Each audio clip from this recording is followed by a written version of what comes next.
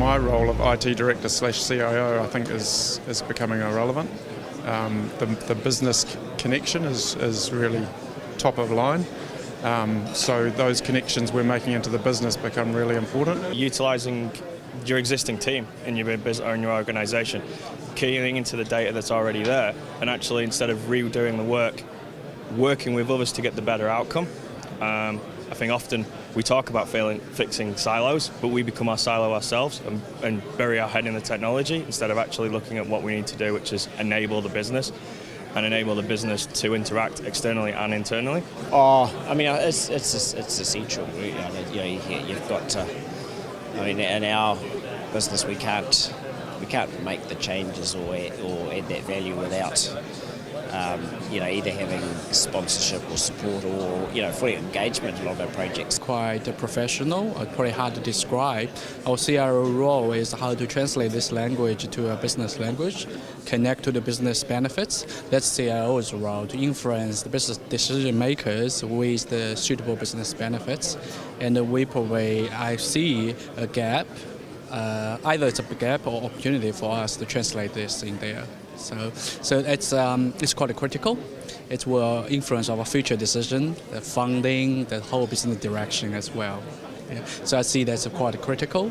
And whether we don't have time or we want to do, you have to make it. I think collaboration is more than just a buzzword. It's now just a way of life. It's something which modern organisations, if they're not collaborating across traditional boundaries and silos, then they're not operating in the right way. So I think that CIOs can really help with collaboration by setting the right environment, the appropriate behaviours, actually leading again from the front by example. And I think making the changes that they need to in terms of organisational structures and working environments, so whether that's embracing new things like activity-based working or whether that's taking the traditional performance management and objective setting components of the role, they need to be thought of from a collaborative point of view from the get-go. If they're not architected in that way, then it's very hard to inject it later on.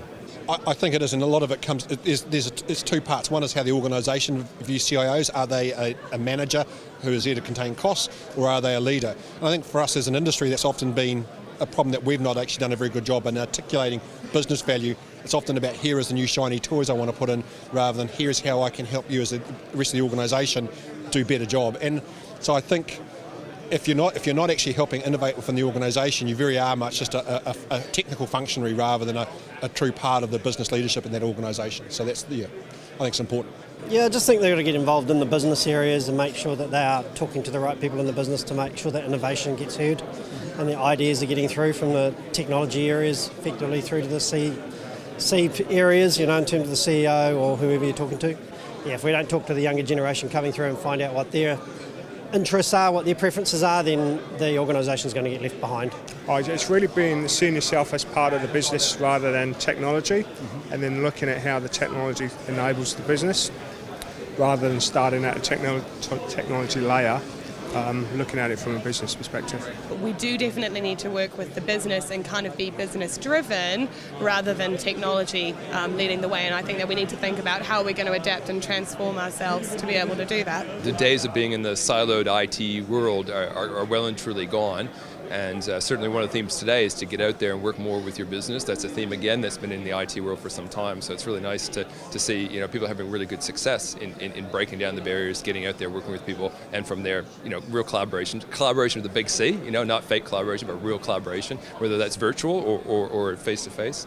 And it's good to see that people are having success with that. So it's good. Communication's key, isn't it? If there's a vacuum of information, it's hard to act on it. People fill it with other things, so you need to communicate a clear sort of vision and articulate where you're going with that. The CIOs need to communicate. They need good relationship management skills.